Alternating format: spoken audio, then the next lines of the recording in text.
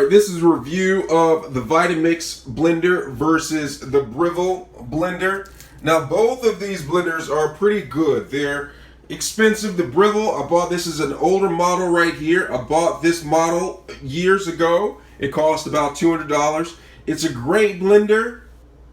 This right here is a VITAMIX blender. I bought this a few years ago. It is an excellent blender, and I'm going to show you why. I'm going to talk to you why the difference between these blenders. Now the Breville, as you can see, it looks nicer in the kitchen. It's kind of dirty. I haven't used it in a while, so I haven't been cleaning it or anything. It's a nicer looking Breville. It fits perfectly in anyone's kitchen. You know, it has modern controls. This is an older model. I'm sure the newer Brevilles actually have better controls. It has a glass case right here, a glass container, which is sturdy. It's a sturdy, mountable sturdy. It's a great blender, but the thing of it is, if you are a power user such as myself, I blend something every single day, this is not the blender for you. This blender, this $200 blender right here, lasted for a good 6 or 7 months, and then it just cracked out on me.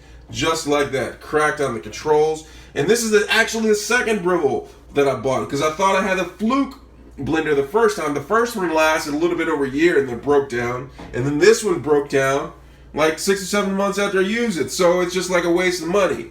Now, however, this is a VITAMIX, depending on how you want to say it. This is an excellent blender. Now, it doesn't look really good. It's actually ugly, if you ask me. It must be its daddy's child. So this blender does not really, look great, but it is sturdy. I'm going to move this to the side. It is a sturdy blender. It will last you. I have this for almost 5 years. Use it constantly, daily. It has simplistic controls right here. You have the pulse, you have the speed, and then you have an on function, as well as a power safety button to the side right here.